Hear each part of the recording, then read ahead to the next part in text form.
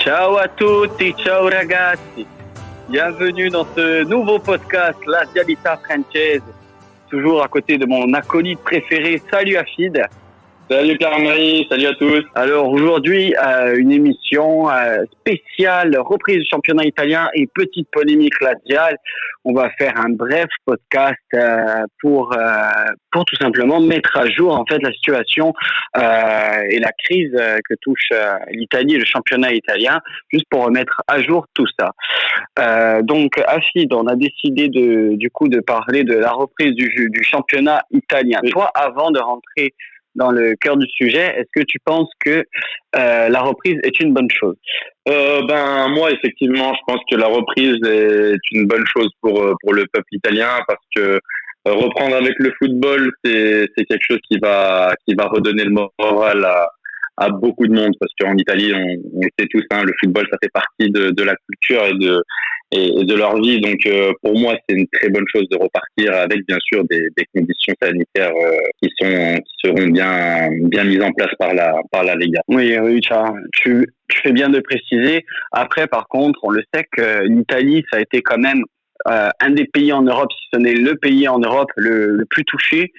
Est-ce que tu penses pas quand même que le football, c'est pas forcément la priorité pour reprendre, surtout avec les risques, et en sachant que la Lombardie et le nord de l'Italie a été le plus touché, et paradoxalement, c'est là aussi où il y a pas mal de clubs qui résident là-bas, surtout des clubs très populaires. Est-ce que tu penses quand même que c'est une bonne chose dans le fond? Certes, le peuple italien en a besoin, mais est-ce que sanitairement parlant, c'est raisonnable surtout? Après, je pense il y a des gens qui sont là pour décider. Personnellement, moi, c'est vrai que je suis un peu tiraillé. C'est vrai qu'avec le championnat qu'on fait cette année, ça fait mal au cœur de le voir terminer. Après, oui, certes, la santé passe avant tout. Ça, je suis d'accord avec toi, Pierre-Marie. Mais ce que je pense, c'est que vraiment, si les conditions sont présentes, si les tests sont là, si le taux de contamination a bien descendu, et c'est le cas a priori, je pense que ça peut pas faire de mal. Et puis même économiquement, on sait qu'il y a énormément de pertes, ça se chiffre en milliards. Donc pour moi, vraiment, si les conditions sont réunies, je suis pour. Pour revenir, donc on sait que l'avenir du championnat pour l'instant est en suspens. De nombreuses déclarations de la FIGE et du gouvernement même italien ou des présidents des clubs en général ont tous des directives un peu contradictoires, mais ces derniers jours, on se penche sur une tendance de la reprise du calcio. On sait que la quasi-totalité des clubs ont repris. D'ailleurs, il faut savoir qu'il y a eu une réunion ce lundi 18 mai entre la fédération et le communiqué scientifique pour justement valider la reprise de ces entraînements collectifs avec des règles sanitaires bien sûr à respecter, comme pas d'entraînement de match d'entraînement et privilégier les jeux individuels et les jeux à distance. Toi, qu'est-ce que tu en penses? Écoute, la réunion qui a été faite a donné quand même un aval. Donc moi, je pense que c'est une bonne chose de pouvoir revoir les équipes s'entraîner collectivement. Et après, je sais pas toi ce que tu en penses, Pierre-Marie. Je pense de toute façon l'entraînement individuel ou les entraînements de toute façon en général, si le championnat doit reprendre, c'est essentiel parce que on est resté là 2 mois sans foot et on le sait que les organismes là du coup ne sont pas du tout à jour et doivent être remis à plein régime et il doit avoir ces entraînements là avec ces règles sanitaires. Je voudrais en venir aussi dans le cas où il n'y aurait pas justement de reprise. Comme l'indiquait justement il y a 3 semaines la Gazzetta dello Sport et nous confirme Guillaume MP de Twitter qui est journaliste spécialiste de Serie A sur Eurosport. Et c'est ce qu'on en parlait aussi en off. Si on n'aurait pas de descente, il y aurait probablement pas de descente cette année pour la Serie A et pour le calcio, mais bien aussi de montée. Donc c'est-à-dire que Benevento et Frosinone se retrouveraient en Serie A et on se profilerait donc petit à petit vers un calcio à 22 équipes et la FIGE aussi figerait donc les places qualificatives pour l'UEFA et la LDC, c'est-à-dire que la Juve, la Lazio, l'Inter en Ligue des Champions et la Rome et le Napoli en UEFA tout simplement. Toi, est-ce que tu penses que c'est possible? Surtout, avant de te laisser la parole, surtout que dans la Gazette et comme les récentes déclarations du ministre des Sports italien a déclaré que si le championnat doit reprendre, il doit se terminer avant le 20 août. Est-ce que tu penses que tout ça c'est possible, terminer le championnat, qu'il y ait une championnat à 22 mais pas de descente? C'est assez flou. Toi, qu'est-ce que tu pourrais en penser de tout ça? Si dans le premier cas, ça se figerait et il y aurait 22 équipes l'an prochain. Ben pour moi, si ça suffirait et que il y aurait deux montées de série B, ce serait déjà amplement mérité parce que voir le parcours de Benevento qui fait un parcours extraordinaire en série B, ça me ferait chier de ne pas les voir monter. Après, il y a beaucoup de choses qui sont dites, il y a des playoffs, il y a beaucoup de choses pour parler. Moi, l'essentiel vraiment, c'est que le championnat peut aller à la fin à la fin. Tu m'as dit que le championnat pourrait se finir entre le 20 et j'ai vu le 31 août, même ça peut aller même jusqu'au 31 août. Mais pour moi, il faut quand même aller jusqu'au bout. Après, toutes les éventualités sont bonnes à prendre, hein, Pierre-Marie. Mais moi, j'irai bien jusqu'au bout et les résultats diront le classement final. Justement, tu fais bien d'en parler de toutes ces propositions. Il y a eu la proposition récemment de notre Mister Lotito qui lui serait plus pour un spareggio. Alors qu'est-ce qu'un spareggio? Un spareggio tout simplement, ce serait en fait une super finale entre la Lazio et la Juve pour déterminer tout simplement un champion, faire qu'un seul match plus il a rajouté plus finir la Coupe d'Italie, histoire qu'il y ait deux champions. Et c'est une proposition qu'a plutôt approuvé Maurizio Sarri, donc l'allenatore de la Juve. Un spareggio, figer tout le championnat, mais faire en sorte qu'il y ait un champion avec super finale, ce spareggio. Donc, moi, honnêtement, juste pour la curiosité de la chose et pour ce match inédit, je précise aussi à nos jeunes auditeurs ou à des personnes qui seraient peut-être pas au courant, le spareggio a toujours existé il y a quelques années auparavant. C'était une règle tout simplement, en fait, si à la fin du championnat, les deux équipes, les deux premiers se retrouvaient à égalité de points, ce n'était pas donc à la différence de but, c'était justement une super finale entre ces deux équipes, hein, comme je viens de le dire, qui départagerait le champion. Toi, cette idée-là de Lotito, qu'est-ce que tu en penses? Moi, c'est une idée, je trouve, un peu folle, un peu farfelue, mais qui est possible. Après, je suis d'accord avec toi, c'est quelque chose d'exceptionnel. Imagine faire un pareggio, c'est une grande finale. Je sais pas comment ça se déroulerait. Ce serait quelque chose d'atypique, on va dire. Et ce serait intéressant de voir le résultat. Et c'est vrai que tout jouer sur un ou deux matchs, ce serait c'est quand même quelque chose à voir. Ça. Moi, ça me plairait bien. Pourquoi pas? Après, je sais que, comme tu disais, Sarri était plutôt d'accord avec cette proposition. Faut savoir que Agnelli et Lotito, je rebondis un peu là-dessus, ont eu une petite altercation où Lotito, qui lui veut absolument reprendre le championnat et qui disait en réunion qu'il connaissait beaucoup de gens du monde médical et qu'il y avait une baisse des malades qui était conséquente. Et Agnelli lui répond est-ce que tu es devenu fou? Est-ce que tu es devenu virologue? Donc c'est vrai qu'il y a une grosse guéguerre entre Lotito et Agnelli pour que ce soit d'aller au bout du championnat ou peut-être sur le format qui va sûrement se dessiner dans les jours à venir. C'est vrai que ces deux hommes, on sait que c'est pas l'amour fou, ils vont pas aller en vacances ensemble. Dans cette proposition, moi j'ai juste un problème. Ce problème, ce serait une finale, mais une super finale pour qu'elle soit à huis clos, ce qui semblerait le plus possible, ce serait bien triste quand même. Ce serait triste, je suis d'accord avec toi. Franchement, le championnat allemand a redémarré le week-end dernier. J'ai pu regarder Dortmund jouer. Je te dis la vérité, bon, c'est pas comme si je regardais la Lazio, là je peux le regarder à huis clos tous les jours, y a pas de problème. Mais regarder un match de football à huis clos avec un enjeu tel, c'est vrai que ça sent le cœur quand même.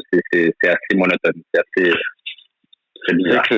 C'est clair. Pour les informations du jour, il y a eu le Conseil fédéral et la FIGE, donc la Fédération italienne de foot, a déclaré aujourd'hui, donc aujourd'hui où on se parle pour le 20 mai 2020, a déclaré que le président, du moins, a déclaré l'objectif de terminer tout le championnat, même ceux de série B et de série C. Les amateurs, quant à eux, vont s'arrêter et doivent s'arrêter. Pour la Serie A, l'hypothèse des playoffs n'est pas totalement exclue, donc l'hypothèse de l'autre titre.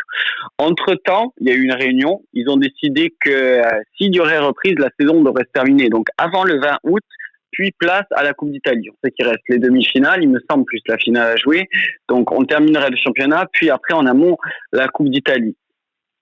Ceci dit, a rebondi sur ses déclarations de suite dans la foulée. Je vous dis ça à 16h. Il a rebondi à 17h. C'est Damiano Tommasi. C'est le patron du syndicat des joueurs qui lui a déclaré OK pour une reprise, mais avec toutes les recommandations sanitaires à mettre en œuvre. Il faudra donc un minimum de 4 semaines d'entraînement avant de reprendre la saison à compter du week-end du 20 au 21 juin, il me semble. Oui, c'est ça, du 20 au 21 juin.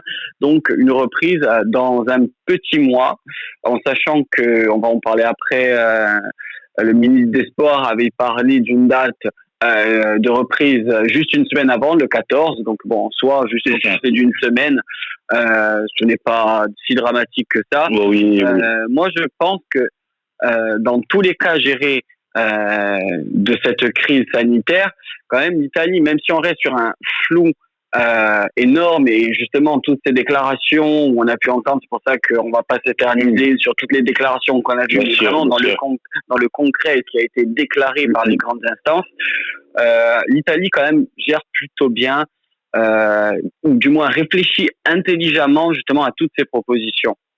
Bien sûr, l'Italie répond vraiment bien à cette crise. Je pense que contrairement à d'autres pays où là on a pu voir qu'ils ont pris des décisions hâtives ou assez rapides, comme la France avec l'arrêt de la Ligue 1, ou comme je disais précédemment avec l'Allemagne qui a repris assez rapidement, on va dire. Je pense que Spadafora a quand même bien géré, malgré que tu reviendras sur lui, mais il a bien géré quand même cette crise en disant j'arrête pas le championnat, on n'arrête pas le championnat, on se donne du temps, je donne pas de date de reprise, mais j'attends, on voit, on discute, et je trouve que c'est plutôt pas mal. Je trouve qu'on s'est pas précipité, et je pense que c'est aussi la clé de voir au jour le jour et ne pas se précipiter. Tu as bien fait justement de parler de Spadafora, qui en fait dans ses déclarations lui avait été interrogé par la RAI, et bon, qui a confirmé donc qu'il avait validé le protocole des reprises des entraînements. Il faut savoir qu'en fait la reprise des entraînements officiels et qui a été donc validée n'est que actée depuis en fait lundi. Ce lundi 18, même si après la FIGE, là on parle du ministre des Sports italien, là après on parle du coup, pour bien différencier les deux parties, il y a le parti de la ministère des Sports, donc c'est-à-dire tout le gouvernement, puis après juste la FIGE, la Fédération italienne de football, qui lui avait déclaré que les entraînements individuels pouvaient se reprendre. On sait que le Milan, les Las Vérone et le Torino avaient repris fin avril. La Lazio a repris le 3 mai, il me semble, comme beaucoup d'équipes. Et là, officiellement, depuis lundi, toutes les équipes ont repris les entraînements. Donc, c'est une bonne chose. Petit à petit, on prend notre temps, on avance. Je pense qu'aussi tous ces moyens en œuvre et toutes ces réflexions qu'il y a eu, c'est essentiel, car la crise sanitaire en Italie a fait énormément de dégâts, on le répète. On a pu voir quand même pas mal point de discorde. Je pense aux ultras du Torino qui avaient déployé cette banderole devant le stade, des vies juste pour un prix, donc c'est-à-dire juste privilégier l'aspect économique du football dans des stades vides. On a pu voir en Bundesliga, comme tu l'as dit, que ça sonnait cru. J'ai pas eu l'impression de voir aussi le football allemand tel qu'il est.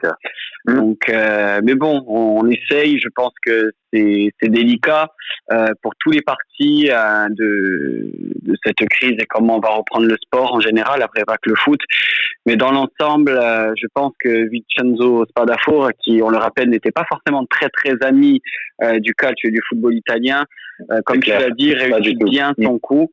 Il a rajouté que d'ailleurs toutes les solutions sont utiles. Toutes les solutions sont utiles pour terminer le championnat. Il a aussi fait un petit focus sur la France. Il a déclaré que c'était le choix le plus simple qu'il a fait, qu'il n'a pas voulu prendre ses décisions, qu'il n'a pas voulu prendre de date de reprise fixe pour justement éviter toute confusion, mais il est juste de le faire maintenant. C'est-à-dire que si quand même le championnat doit s'arrêter, il le fera. Et justement, pour prendre ces dernières décisions, il y aura donc une dernière réunion entre le ministère des Sports et la Fédération de foot italienne le 28 mai, donc c'est-à-dire la semaine prochaine, jeudi prochain. En espérant que cette réunion apportera une bonne nouvelle pour tout le monde, en tout cas. Il faut se rappeler, donc, comme j'avais dit, que le dernier, donc, c'était l'ennemi du calcio. Il a eu des déclarations assez foudroyantes par rapport surtout aux ultras. Et pour une fois, il va un peu à l'encontre à l'encontre de son image plutôt. Et c'est plutôt une bonne chose. On va faire maintenant le petit focus justement sur la Lazio et sur cette crise, ce mini débat qu'a eu la Lazio à propos justement des règles sanitaires qui n'ont pas été respectées. Je sais pas si tu as entendu parler, toi. Oui, j'en ai entendu parler. Ce qui s'est passé, c'est que dimanche dernier, la Corriere dello Sport y allait au centre d'entraînement de la Lazio, au stade Firmini, où il y a plusieurs stades en fait d'entraînement. Et malgré le bâchage de l'équipe pour ne pas trop voir ce qui se passait, les journalistes de la Corriere dello Sport ont réussi à voir l'entraînement. Et ce qui s'est passé, c'est que l'entraînement, il y a eu des 3 contre 3, donc c'était des petits matchs, ce qui est totalement interdit. Donc c'est un entraînement collectif. Donc ça a fuité, ça a fait une grosse polémique en Italie. Mais moi personnellement, comme l'a dit, c'était qui a dit ça, je crois que c'était pas Lotito, c'était celui qui déclare. C'était Diaconal. Et il disait que, en gros, on n'avait rien à nous reprocher, qu'on avait pris des bonnes mesures sanitaires, et celui qui rentre au centre d'entraînement, pour lui, il est apte à s'entraîner avec les autres. Donc voilà, ça a fait un peu procès en Italie. Ouais, bon, on essaye forcément de soigner notre image, même si conformément aux règles sanitaires, Inzaghi et tout le monde du staff de l'effectif n'avaient pas à faire ces entraînements, et ça par contre c'est vraiment à faire attention, même si on sait que les préventions contre le coronavirus vont être décuplées en Italie. On va passer à 2 voire 3 tests tous les 2-3 jours, un test de dépistage pour les joueurs. Même si on sait que sur la Lazio il n'y a pas eu de cas, mais il y a encore des cas. Il me semble qu'il y a encore 1 ou 2 joueurs de l'Atalanta qui est infecté par le virus. On sait qu'il y a eu Dybala qui l'a contracté 2 fois, qui a été du moins contracté 2 fois positif. Une fois, il me semble, si je dis pas de bêtises, il a été positif car il avait déjà eu, et l'autre fois contacté positif. C'est quand même assez délicat. Après, comme je le rappelle, c'est surtout en plus dans les régions les plus contaminées et les plus touchées de l'Italie. Le sud semble légèrement épargné, je dis vraiment légèrement. Mais voilà, après il faudra faire attention. Heureusement pour nous, pour la Lazio, il n'y a eu aucun cas. Heureusement, il n'y a pas eu non plus de cas avérés, ou du moins on sait que, je pense aussi à Gabbiadini du côté de la Samp qui a été infecté. Il n'y a pas eu de nombreux cas, même s'il y en a eu. Il faudra faire attention. Caceres, oui, aussi du côté de l'Hélas, qu'il a eu. Il faudra faire attention à tout ça. Comment aussi vont se dérouler, parce que la question, moi, que je me pose, c'est si un joueur dans une équipe, une fois que le championnat reprend, là, du coup, c'est tout l'effectif en fait à refaire le test. Et si oui, il a contaminé, du coup, est-ce que cette équipe est mise en quarantaine? Est-ce que cette équipe doit déclarer forfait? Il y a beaucoup de questions, il y a beaucoup de questions. Et c'est pour ça aussi que c'est bien ce temps de réflexion encore d'une semaine, peut-être de laisser encore le virus et du moins la propagation du virus encore régresser. Et peut-être encore plus, là, du coup, on parle dans un mois de la reprise du foot pour Thomas. Et je pense que un mois, c'est le bon terme, histoire que tous les effectifs tournent à plein régime et puissent de nouveau rejouer au football convenablement et à plein régime. Je pense que dans un mois, déjà, on y verra un peu plus clair. Mais il faudra que les questions là que je viens de me poser, par exemple, et qu'on s'est posées, soient un peu plus éclaircies, tout ça, parce que c'est des questions essentielles, tout simplement sanitaires. On a pu voir beaucoup de solidarité entre les clubs, entre les joueurs. Beaucoup ont refusé à des mois de salaire ou du moins baisser leur salaire, à part pour notre ami Rabiot. Mais bon, ça, on sait que la famille Rabiot, c'est compliqué. Mais voilà, après, toi, pour conclure ce petit podcast de cette situation, qu'est-ce que tu voudrais dire ou qu'est-ce que tu en penserais? Ben, écoute, moi, je trouve que déjà, en fait, c'est une bonne nouvelle que les entraînements ont pu être validés par le comité scientifique et donc le retour aux entraînements des équipes, c'est une bonne première étape. Ensuite, comme tu disais, là, même physiquement, les joueurs vont devoir reprendre les entraînements, donc faire un travail physique pour retrouver la forme. Et il faut au minimum entre 3 et 4 semaines pour vraiment commencer à avoir une bonne condition physique. Et je trouve que ça va laisser le temps, comme tu disais, de voir pendant 3 à 4 semaines comment le Covid évolue, comment cette crise sanitaire évolue. Et puis même si les entraînements reprennent sous de bonnes conditions et qu'ensuite on s'aperçoit que la crise est toujours présente, eh ben on stoppe tout. On peut tout stopper. Donc il faut voir au jour le jour. Toutes les positions, toutes les solutions sont envisageables et possibles. Exactement. Que ce soit du sparé, comme la première, la toute première, il faut rappeler aussi avant de conclure cette émission, la toute première solution était donc de tout simplement figer le championnat sans deux champions, je précise. Et je pense, et c'est pour ça qu'on en parlait au début de cette émission du championnat à 22.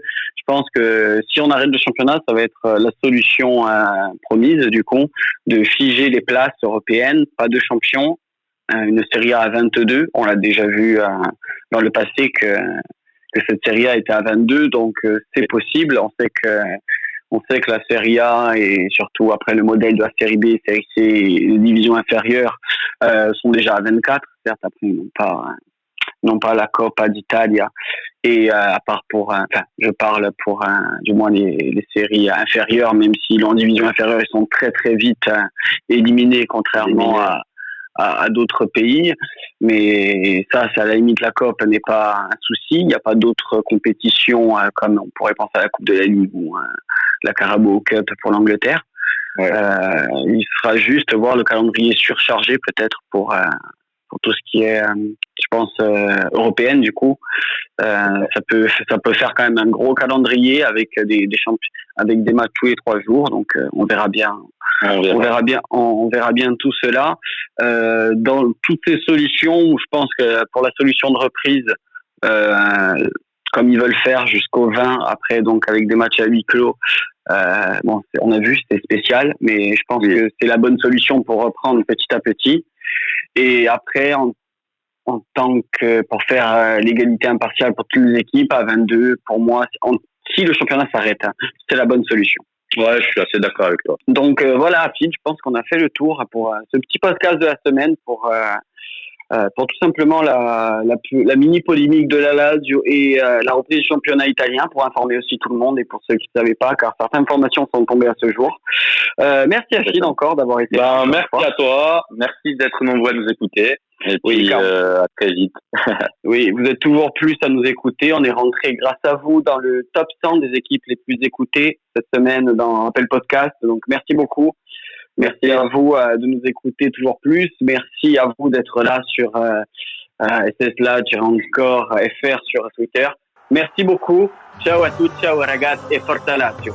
Forza Lazio.